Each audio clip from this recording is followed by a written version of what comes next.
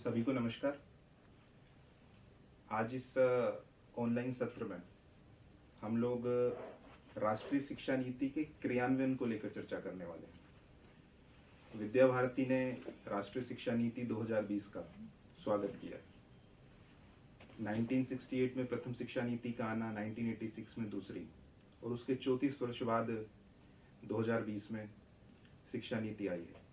1992 में आरटीई के तहत कुछ बदलाव किए गए। अब सभी लोगों के मध्य एक प्रश्न है कि शिक्षा नीति निश्चित ही सभी बिंदु अच्छे हैं, परंतु क्रियान्वयन कैसे हो।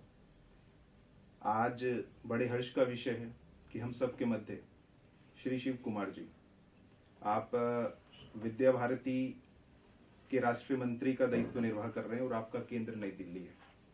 आपने क्रियान्वयन को लेकर, खासकर उसकी मेजर टीम में आपका प्रतिभाग है, उन बिंदुओं को जो हमें शायद बाद में पता लगे उन पे आपका बहुत अध्ययन है और उस टीम में भी है। आज सभी प्रधानाचार्य बंधु विद्या भारती के और अन्य सभी लोग जो आज हमसे लाइव जुड़े हैं उनका मार्गदर्शन प्राप्त होगा। तो मैं माननीय शिव कुमार जी से आग्रह करूंगा कि आप हम सब लोगों का मार्गदर्शन करें। श्री शिव कुमार जी। आप सभी को सादर नमस्कार। राष्ट्रीय शिक्षा नीति 2020 जब हम इस शब्द का प्रयोग करते हैं तो सहजता से अपने मन में एक उत्साह का संचार होता है। जिस प्रकार की शिक्षा जिस देश की होती है उसी प्रकार का समाज का निर्माण उस देश में होता है और वैसा ही उस देश का भविष्य बनता है। इसी परिकल्पना को ध्यान में रख करके इस राष्ट्रीय शिक्षा नीति का निर्माण किया गया है। बहुत आनंद का विषय है कि शिक्षा नीति के निर्माण में लगभग 4 वर्ष से अधिक समय लगा। जब इसके निर्माण की प्रक्रियाएं चल रही थी तो बहुत से लोग प्रश्न करते थे कितना लंबा समय लगेगा, कब ये लॉन्च हो पाएगी, समाज के सामने कब इसके बारे में जानकारियां प्राप्त होंगी। परंतु इसमें एक अत्यधिक आनंद भी है और हम सब लोगों के लिए विचारणीय विषय भी है कि राष्ट्रीय शिक्षा नीति के निर्माण में समाज के हर घटक का, हर वर्ग का किसी न किसी प्रकार से सहयोग रहा है। पूरे देश भर में इंडिविजुअल रूप से क्यों ना हो, संस्थागत रूप से क्यों ना हो, ऐसे बड़े बड़े एजुकेशनिस्ट के नाते से क्यों ना हो, सभी प्रकार के लोगों ने अपना सुझाव, अपना मतभाग ये इसके साथ में सहभाग किया है और सभी के सुझावों को ध्यान में रख करके इस शिक्षा नीति का निर्माण किया गया। शिक्षा नीति की कुछ एक जो 5-7 मोटी बातें हैं जो अब लॉन्चिंग के लिए डॉक्यूमेंट तो हमारे सामने आ गया लेकिन जो ज्यादा महत्वपूर्ण विषय है कि अब इसको प्रत्यक्ष रूप से हम शिक्षा के क्षेत्र में क्रियान्वित कैसे करेंगे। पहला बिंदु है कि ये जो राष्ट्रीय शिक्षा नीति है ये भारत केंद्रित शिक्षा, इस प्रकार के शब्द से इसको परिभाषित किया गया है। भारत केंद्रित जब हम बोलते हैं तो सहज रूप से जो दसों हजार वर्षों से अधिक का पुराना हमारी जो विरासत है, हमारा जो इतना लंबे समय का समाज की रचना का अनुभव है वो हमारे सामने आता है। तो इस शिक्षा नीति में इंप्लीमेंट करते समय, इसके हर पहलू को क्रियान्वित करते समय उसमें भारतीयता किस रूप में आती है। उदाहरण के लिए अगर शिक्षक अपने पाठ को पढ़ा रहा है कक्षा में तो अपने विषय का प्रतिपादन करते समय उस भारतीयता के कौन से पक्ष का इनपुट वो अपने उस पाठ के साथ समाहित कर सकता है। चाहे हम ह्यूमैनिटी के सब्जेक्ट को पढ़ा रहे हों, भाषा को पढ़ा रहे हों, विज्ञान को पढ़ा रहे हों, तो सभी प्रकार के विषयों में उस भारतीयता की बातों के इनपुट को लेकर के आना ये एक सहजता से रहेगा। तो उस आधार पर जो पीढ़ी निर्मित होगी उस पीढ़ी में सहजता से अपने दसों हजार वर्षों से अधिक का जो एक हमारा सारगर्भित इतिहास रहा है उस अनुसार एक गर्व की अनुभूति ये उसमें होगी। दूसरा बिंदु विचार करने का है कि ये जो ढांचागत परिवर्तन इस शिक्षा नीति में किया गया है 5+3+3+4 स्कूली एजुकेशन की अगर हम बात करेंगे तो according to that higher education में भी तो ये जो परिवर्तन है ये मनोवैज्ञानिक जो बाल अवस्था में परिवर्तन होता है उसके अनुसार ये ढांचे का निर्माण किया गया है।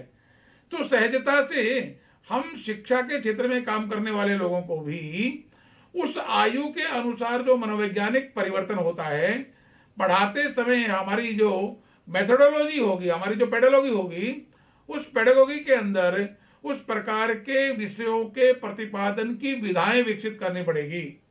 एक दूसरा विषय उसके अनुसार विचार करने का रहता है। तीसरा विषय क्वालिटी बेस्ड एजुकेशन, अर्थात गुणवत्ता। यानी ये जो शिक्षा है ये केवल मार्क्स प्राप्त करने वाली, डिग्री प्राप्त करने वाली, 90% प्लस मार्क्स लिया है या 10 CGPA लिया है, इस प्रकार के मार्क्स बेस्ड एजुकेशन का भाव नहीं है। ये नॉलेज बेस्ड भाव का है। और इससे भी आगे अगर हम विचार करेंगे तो ये विजडम बेस्ड एजुकेशन है, अर्थात ये विवेक शक्ति को जागृत करने वाली शिक्षा है। और उस शिक्षा नीति के अंदर उस प्रकार के विवेक का जागरण कैसे होगा, ये भाव ध्यान में रख करके एक होलिस्टिक जो अप्रोच है, एक समग्र विकास जिसको हम कहते हैं, वो पंचकोशात्मक भी है, वो इंद्रिय विकास के आधार पर भी है, वो सेंस के विकास पर आधार पर भी है। वो केवल IQ का विषय नहीं है, तो ह्यूमैनिटी क्वोशेंट भी चाहिए, उसके साथ स्पिरिचुअल क्वोशेंट भी चाहिए, इमोशनल क्वोशेंट भी चाहिए। यानी मल्टी डायमेंशनल जो व्यक्तित्व रहता है, एक समग्र व्यक्तित्व के विकास की दृष्टि से इसका विचार किया गया है और वही इस शिक्षा नीति का एक आधार बना है। तो हमको पढ़ाते समय, हमको विचार करते समय, कंटेंट बनाते समय, कक्षा के अंदर सभी प्रकार के विधाओं का प्रस्तुतिकरण करते समय उन सभी प्रकार के पहलुओं को टीचर्स को ये विचार करते हुए ये सोचना पड़ेगा। एक चौथी बात, इस शिक्षा नीति का जब हम मूल्यांकन की प्रक्रिया की बात करते हैं तो 360 डिग्री एंगल मूल्यांकन होगा, इसकी बात कही गई है। अर्थात जैसे होलिस्टिक अप्रोच के आधार पर एक समग्र विकास की बात है, ऐसे ही समग्र विकास का समग्र मूल्यांकन, कंटिन्यू एंड कॉम्प्रिहेंसिव इवेल्युएशन, ये जो एक कल्पना है सतत और व्यापक मूल्यांकन, निरंतर चलने वाली प्रक्रिया। अर्थात केवल उसके ज्ञानात्मक पक्ष का विकास, ज्ञानात्मक पक्ष का मूल्यांकन केवल नहीं करेंगे, उसके भाव पक्ष का मूल्यांकन भी करना है, उसके विचार पक्ष का मूल्यांकन भी करना है, उसकी निर्णय क्षमता का मूल्यांकन भी करना है, उसके लीडरशिप विजडम का मूल्यांकन भी करना है, वो जीवन में आने वाले चैलेंजेस को कैसे एक्सेप्ट करता है, डिनाई करता है, कंप्रोमाइज करता है या उसका प्रत्युत्तर देता है, उसके अनुसार उसकी एबिलिटी मेंटेन हो रही है कि नहीं, इसका भी मूल्यांकन करना है। अर्थात कुल मिलाकर के 360 डिग्री एंगल मूल्यांकन अर्थात समग्र मूल्यांकन की प्रक्रिया इस शिक्षा नीति का आधार बनेगी। परीक्षा मार्क्स बेस्ड एजुकेशन के आधार पर जो एक परीक्षा का एक हवा रहता है, प्रेशर रहता है, उस प्रेशर से बाहर लेकर के आना, उस प्रेशर के दबाव से बाहर लेकर के आना। और परीक्षा ये एक जॉयफुल कैसे हो सकती है, एक आनंद का विषय कैसे बन सकती है, एक सहजता से सीखने का माध्यम कैसे बन सकती है, ये इसके मूल्यांकन की प्रक्रिया का आधार रहेगा। तो सहजता से हम सब इसमें से ये ढूंढ पाएंगे कि ये परीक्षा का हवा का बिना भी बच्चे कैसे एजुकेटेड हो सकते हैं, सीख सकते हैं। एक और विषय इसमें जोड़ा गया है, वोकेशनल एजुकेशन, अर्थात कक्षा 6 ऑनवर्ड जब हम छठी क्लास से ही कुछ स्किल्स के आधार पर उसको विकसित करेंगे तो सहजता से एक बात ये ध्यान में आती है कि केवल अक्षर ज्ञान नहीं है, उसके अंदर अलग अलग प्रकार की जो स्किल्स हैं वो उसमें विकसित हो सकें। सामान्य भाषा में जिसको रोजगारोन्मुख शिक्षा कहा जाता है, अर्थात जीवन में वो केवल विचार का पुलंदा मात्र न बन सके, उस विचारों के साथ क्रियान्विति भी आ सके, उस क्रियान्वयन के धरातल पर वो उस ढंग से जीवन में इंप्लीमेंट कर सके। उसके लिए भी इस शिक्षा नीति को क्रियान्वयन का आधार बनाया गया है कि ये स्किल्स इस वोकेशनल एजुकेशन के आधार पर कक्षा 6 से ही नई नई प्रकार की स्किल, नई नई प्रकार की विधाएं, नई नई प्रकार की जानकारियां ये वो प्राप्त करेगा और उस आधार पर वो आगे बढ़ेगा। एक बहुत अच्छी बात जो इस शिक्षा नीति का एक सार तत्व अगर हम कहेंगे कि कम से कम प्राइमरी एजुकेशन, वैसे इस शिक्षा नीति में अपेक्षा तो की गई है कि ऊपर की क्लासेज में भी यदि संभव है तो करना चाहिए, लेकिन तो नहीं तो प्राइमरी एजुकेशन ये मातृभाषा आधारित होनी चाहिए। अर्थात जिस भाषा के अंदर ग्रामीण क्षेत्र से लेकर के, चाहे वो रूरल क्षेत्र का होगा, चाहे अर्बन क्षेत्र का होगा, चाहे वनवासी क्षेत्र का होगा, चाहे वो झुग्गी झोपड़ी में रहने वाला बालक बालिका होंगे, जिस परिवेश में उसका पालन पोषण हो रहा है, जिस प्रकार की भाषा के आधार पर वो शब्दों की रचना सीखता है, उन प्रकार के शब्दों का शिक्षा की पद्धति में समायोजन करते हुए उसको विषय की प्रस्तुतिकरण करना। तो सहजता से शिक्षा का एक मानसिक दबाव नहीं बनना चाहिए। कई बार क्या होता है कि जब हम रूढ़ शब्दावली का प्रयोग करते हैं शिक्षण विधाओं के अंदर, तो वो रूढ़ शब्दावली धीरे धीरे जो ये ऐसे एरिया से आने वाले बच्चे हैं जिनकी बैकग्राउंड उस प्रकार की नहीं है जो उस शब्दावली को परिभाषित कर सके, उनके लिए एक दबाव का वातावरण तैयार करती है। उससे बाहर निकलना, तो हम शिक्षक का दायित्व क्या बनता है? शिक्षक का दायित्व बनता है कि हम सब उस प्रकार के अपने अंदर इंप्रूवमेंट करें। हम अपने जानकारी के अंदर भी हम विषय का सरलीकरण कैसे कर सकते हैं, सिंप्लीफिकेशन ऑफ द सब्जेक्ट। उस सरलीकरण के आधार पर जब हम विषय का प्रस्तुतिकरण करेंगे तो सहज बात है कि चाहे वो कितने भी पिछड़े हुए क्षेत्र से आने वाला बालक बालिका होगा, उसका उस शिक्षा के साथ एक होमली एटमॉस्फेयर बनेगा। इस नाते से मातृभाषा का माध्यम ये इसके लिए आग्रह कहा गया।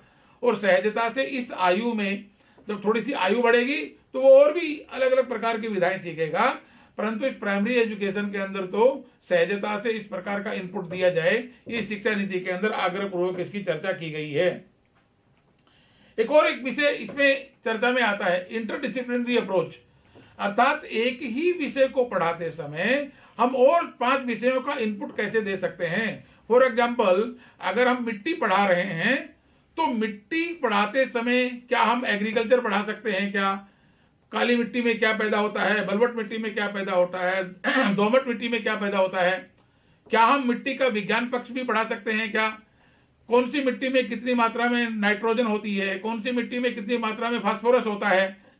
ये विषय हमें इसके लिए क्रियान्वयन करने के लिए अपने जो शिक्षक वृंद है उसकी तैयारी ठीक करनी पड़ेगी, उनको उस ढंग से अपडेट करना पड़ेगा, अपग्रेड करना पड़ेगा, तभी हम वो ठीक ईमानदारी के साथ उसका क्रियान्वयन कर पाएंगे।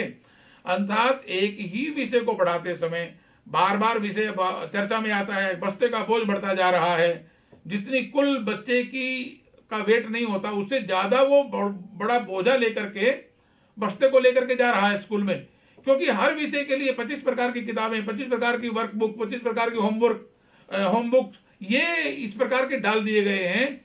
एक ही पुस्तक के अंदर एक ही विषय में पढ़ाते समय हम 10 प्रकार की विधाओं को कैसे जोड़ सकते हैं? ये जो कला है, ये जो पद्धति है, ये जो पेडागोगी है, इस पेडागोगी के आधार पर हमारे बच्चे उस ढंग से इंप्रूव हो पाएंगे। अर्थात उनके सामने एक कम दबाव के अंदर एक अच्छी शिक्षा, एक गुणवत्तापरक शिक्षा ये दे सकने की स्थिति बन सकेगी। एक और बात इसके साथ में जुड़ी हुई है कि इस शिक्षा का जो क्रियान्वयन है स्टेप बाय स्टेप होने वाला है।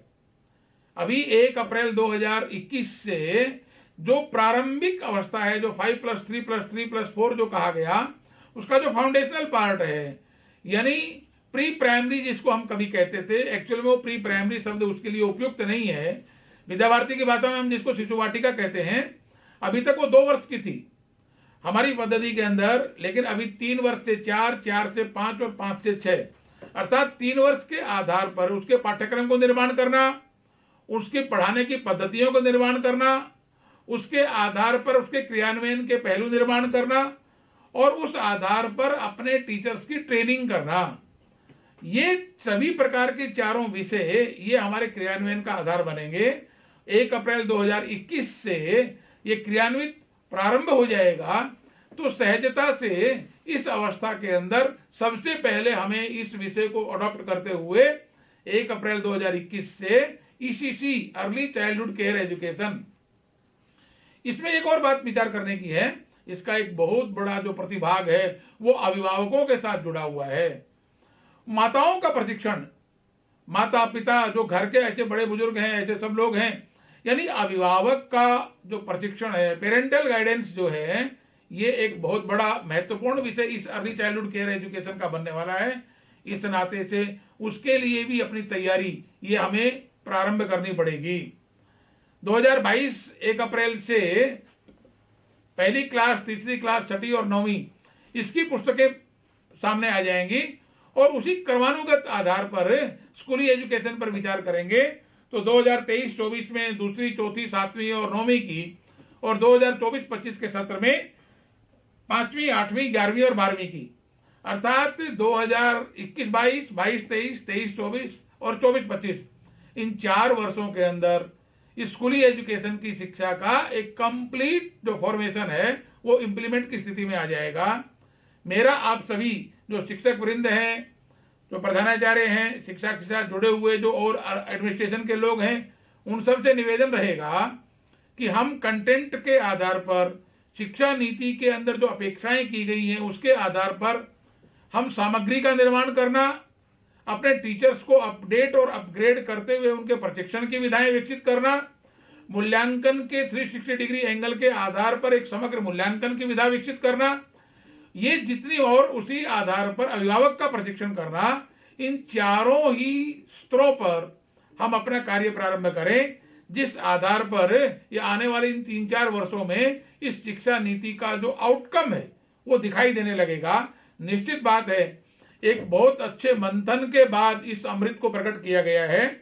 इस आधार पर जो बच्चों का विकास होगा, 2021 अप्रैल में जो शिशु कक्षा के अंदर प्रवेश लेने वाला बालक है, एक 18-20 साल के अध्ययन के बाद एक पूर्ण व्यक्तित्व के नाते जब 2040 में वो खड़ा होगा, तो विद्या भारती जो कल्पना करती है कि ऐसी राष्ट्रीय शिक्षा नीति का विकास करना है जिसके आधार पर एक विशिष्ट प्रकार की युवा पीढ़ी निर्मित होगी, उस युवा पीढ़ी का निर्माण इस शिक्षा नीति के माध्यम से हो सकेगा। इस अवसर को ध्यान में रख करके हम अपने आप को सन्नद्ध करें, ऐसा आह्वान करता हूं मैं आप सबका। जय भारत, वंदे मातरम।